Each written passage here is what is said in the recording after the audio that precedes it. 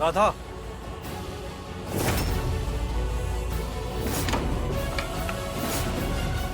कार्तिक, पता ना एकर कोनो मतलब बा भी कि ना, पर हम जब कमरा में वापस आईनी, एक कपड़ा के टुकड़ा हमरा दरवाजा में अटकल मिलल।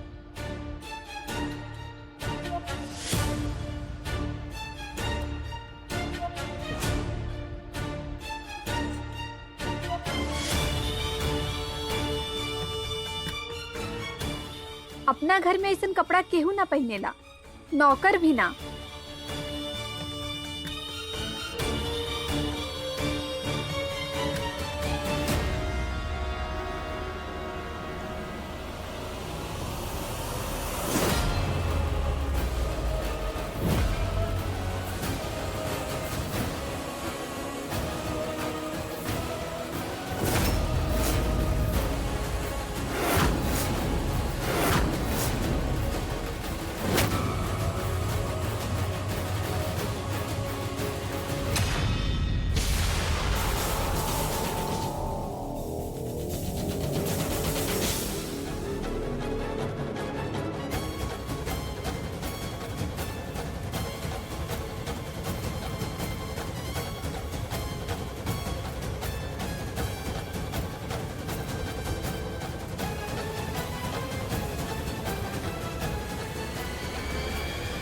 अब जाके तीर सही निशाना पे लगी। आप हम सबके यहाँ काहे बुलैला हा? ठाकुर साहब रउआ सबके ई दिला हन।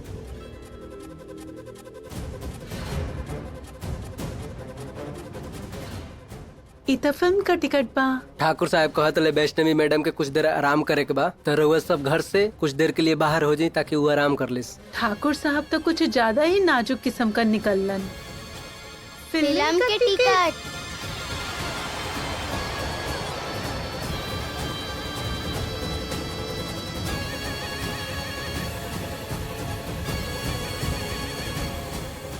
काजल, रास्ता साफ बा।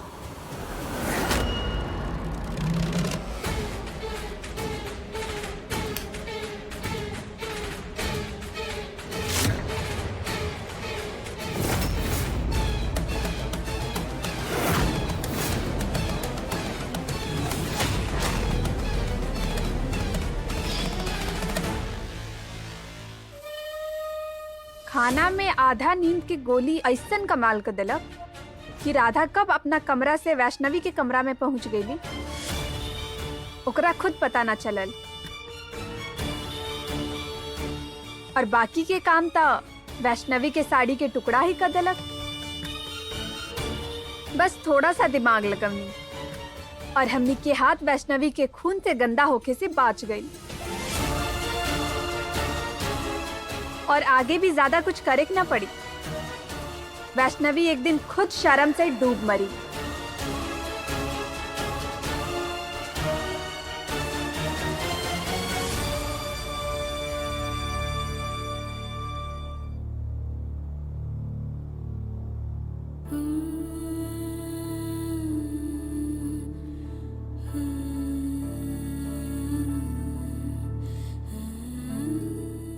राधा,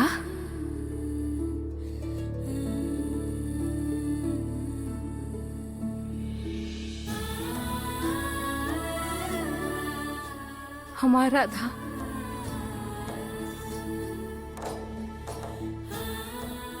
का एकरा कार्तिक जी यहाँ लेके आयल बाड़न?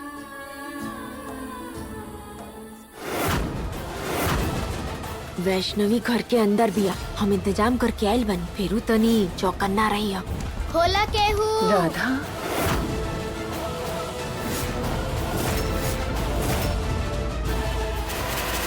वैष्णवी जिंदा बिया।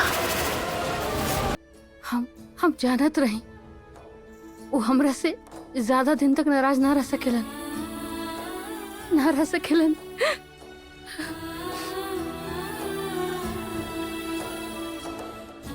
जब से मिलल बाड़न तब से लगत रहे कि कोई ना कोई रिश्ता जरूर बा एकरा साथ। आखिर आखिर 8 महीना कोख में रख ले बानी हम एकरा के,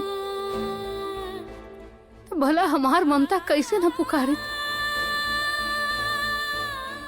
कैसे न पहचानती अपन बच्ची के।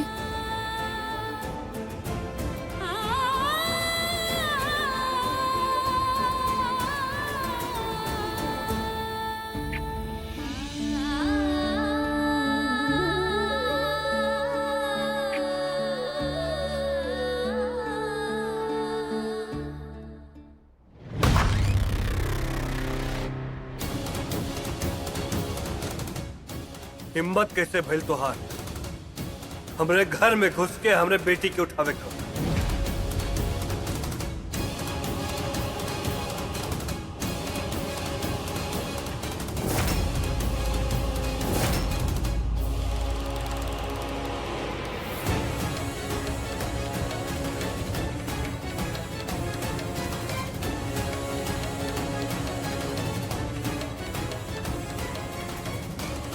हिम्मत कैसे भल तोहार?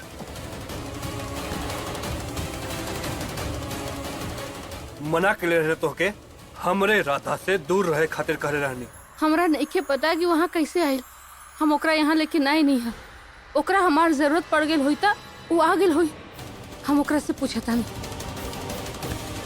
बंद करा अपन नौटंकी।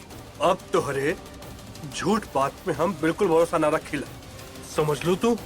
एक बार धोखा और ना खाइब हम तो से। हम कोनो धोखा ना देनी है रोहा के कार्तिक जी। राधा जितना और बेटी बिया उतना हमार भी बिया। माँ बानी हम होकर रवा भी हमरा के ओकरा से दूर ना कर सकेनी। वैष्णवी घर के अंदर बिया, हम इंतजाम करके आयल बनी। फेरू तनी चौकन्ना रही। होला केहू। राधा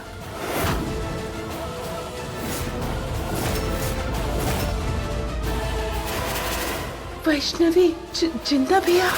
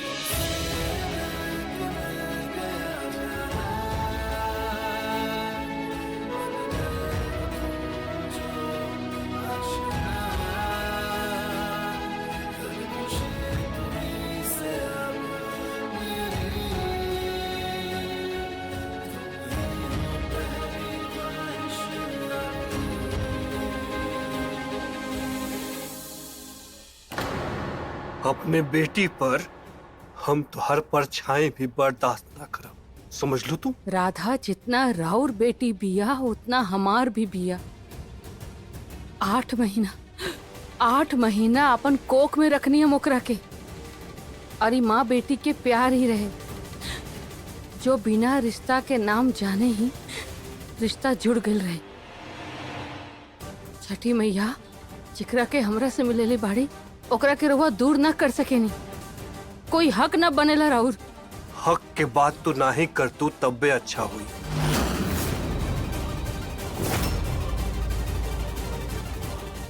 कार्तिक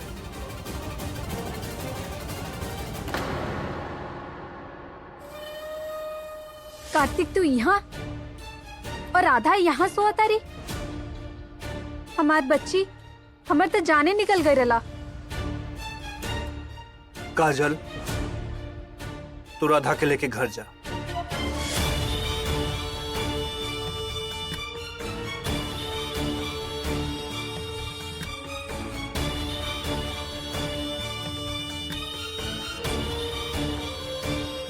राधा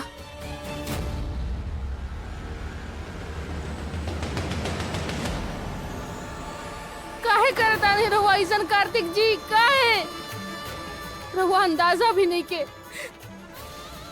कि 6 साल के एक एक दिन हम कैसे राहुल और राधा के इंतजार कैनी है।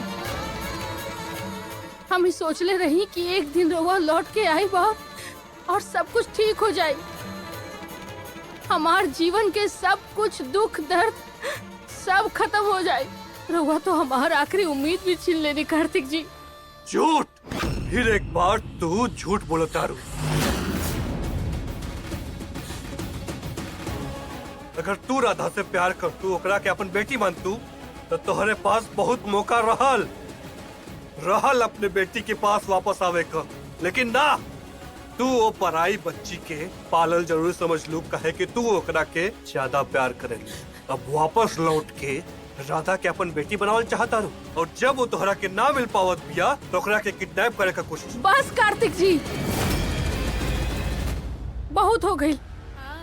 हम अपन बेटी की किडनैप काहे करब? वो हमार राधा बिया,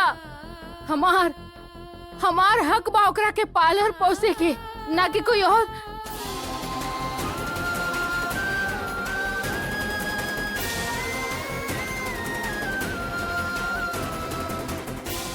कार्तिक जी, वो औरत जी राधा के लेकर गई अभी, वो कौन बिया? काजल नाम बा औरत के, वो है पल्ले बिया हमरे बेटी के अब तक। काजल कबो भी तुहार कभी महसूस ना हो दहलत राधा, तब जब तू केहू और का बच्चा पाले में बिजी रह।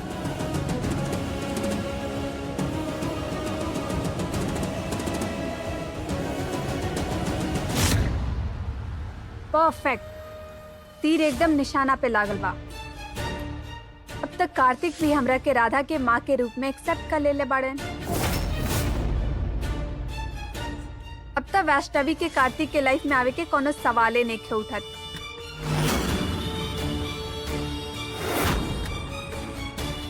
एकरा के फटाफट रूम में सुला के आवतन, फिर इनकर आगे के बात सुनन। कार्तिक जी, रउआ केहू और से शादी काहे? तू तो हमके छोड़ के चल गए ना? हमके छोड़ के, अपने बेटी राधा के छोड़ के, एक घर के छोड़ के चल गए। तोहरे गैर हाजिरी में इतना साल हम केकरे साथ कैसे कटले बानी, इससे का फर्क पड़ला तुके? हाँ, और एगो लास्ट वार्निंग देता है तोहरा, हमरे राधा से दूर रही और जितना जल्दी हो सके ये आउट हाउस भी खाली कर दी। जे तरह हमरे जिंदगी के भी खाली करके चल गलू तू, तोहरे जैसन लोगन के हेल्प करने से बिना पाप ही लगल।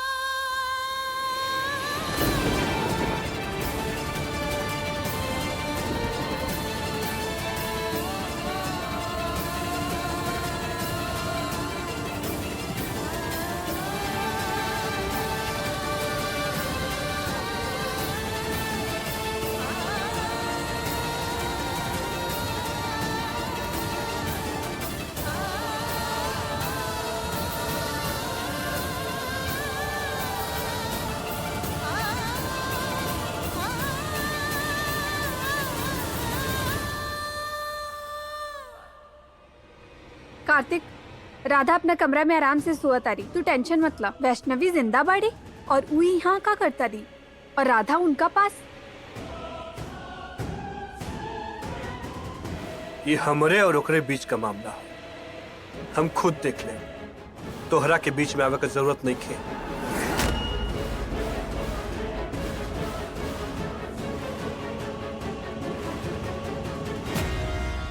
धत तेरी के, ये दोनों के आगे के बात सुनिए ना पैनी। कहीं कार्तिक ओकरा के जाए खातिर देना का देलन?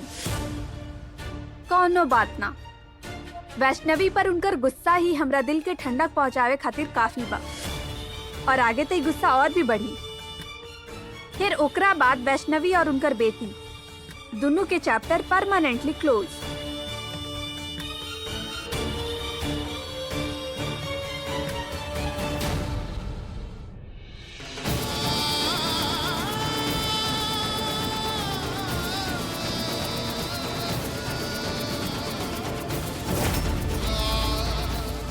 राधा जितना राउर बेटी बिया उतना हमार भी बिया। छठी मैया जेकरा के हमरा से मिलेले बाड़ी ओकरा रउआ दूर ना कर सकेनी। कमाल बाना कार्तिक जी,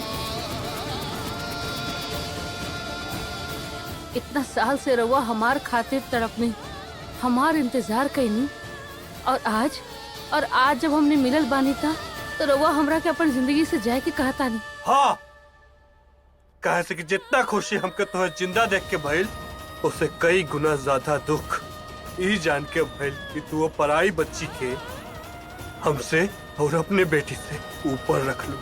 रउआ एक बार फिर हमरा से दूर होके के फैसला ले लेनी है। बाकिर का रउआ ई फैसला पे खड़ा उतर पाई, हमरा से दूर रह पाई? बोली कार्तिक जी, बताई हमरा के।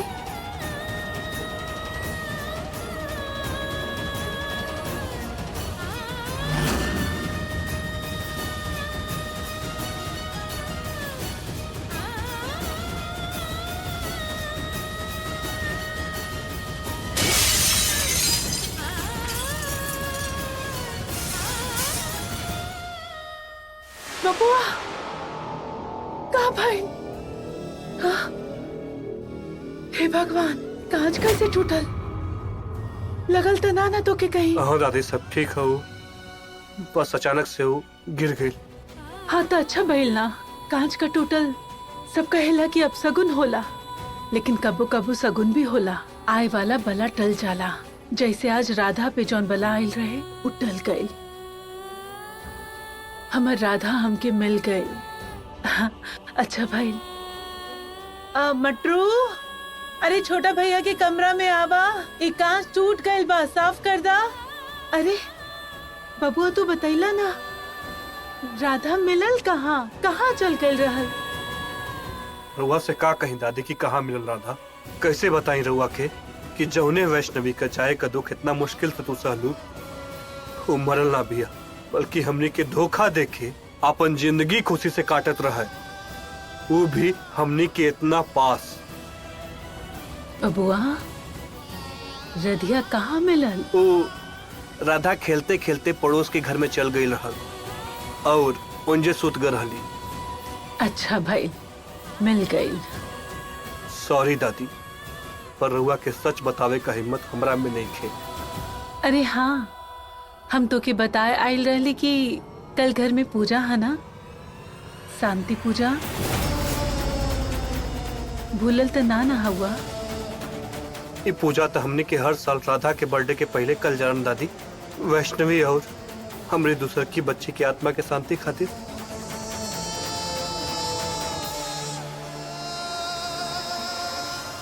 कमाल बन वैष्णवी, राधा के होखला के खुशी से पहले हम तोहरे जाए का दुख मनाइला और एगो तू बाड़ू जे कब्बो हमनी का परवाह तक ना कैलू। बबुआ हम तो हर दुख समझीला, विश्वास तो हमों के ना होला कि वैष्णवी ना बा चल गल बिया। ऐसे लगेला कि जैसे ये कहीं आसपास हुई, अभी भागत भागत आई पुकारते हुए, दादी दादी दादी।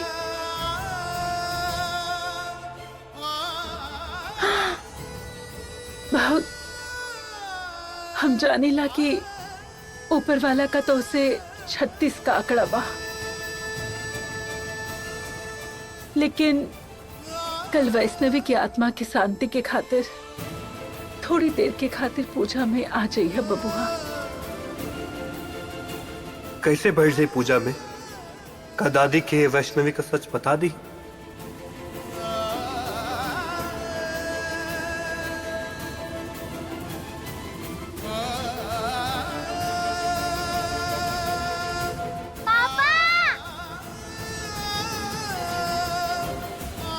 लगातार राधा जाग गई। हम आओ ताई दादी।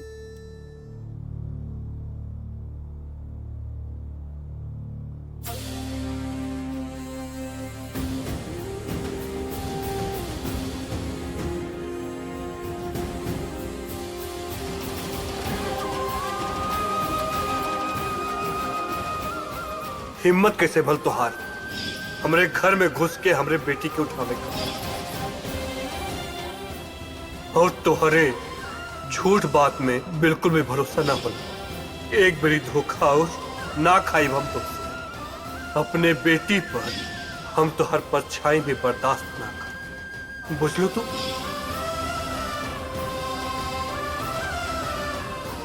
काजल नाम बा औरत के, वह पल्ले बिया हमरे बेटी के। अभी तक काजल कबो भी तो हर कमी महसूस ना हो देहलस राधा की।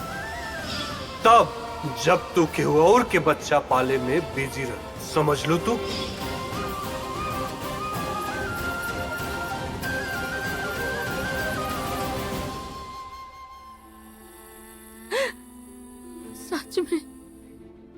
सच में कार्तिक जी दूसरा शादी करे वाले बाड़न।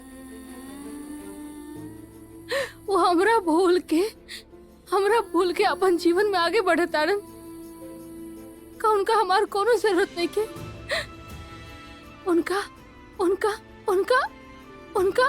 वो हमार जगह केहू और के दे देलन। कैसे कार्तिक जी, कैसे?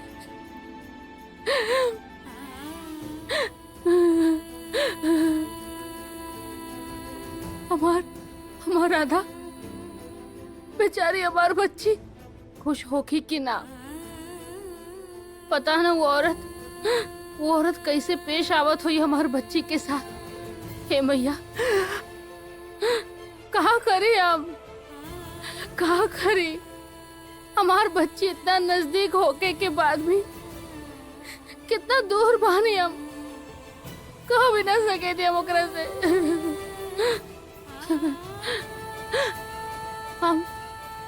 हम कबो न सोच ले रही मैया, कबो न सोच ले रही कि कार्तिक जी के हमार मिलन ऐसा हो की। कबो न सोच ले रही वो इतना नफरत करी हमरा से कि हमार परछाई तक की भी हमार बच्ची पे ना पड़े दिए। कबो न सोच ले रही।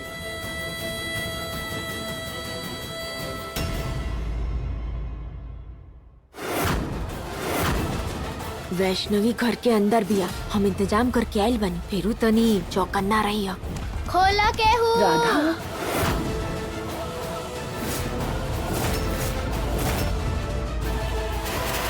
वैष्णवी जिंदा बिया।